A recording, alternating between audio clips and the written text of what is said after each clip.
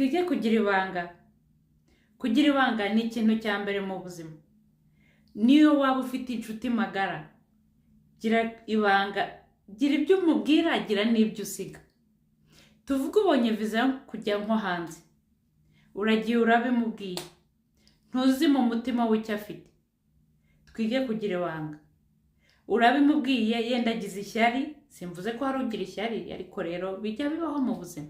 Agize ishyari, akunyura ahantu ntashatse kuvuga, viza yawe barayiborotse, cyangwa se baguhinduye umusazi, cyangwa se ntiwamenya ibyo abantu bapanga mu mitwe yabo. Ibyiza, kora ibintu bucece.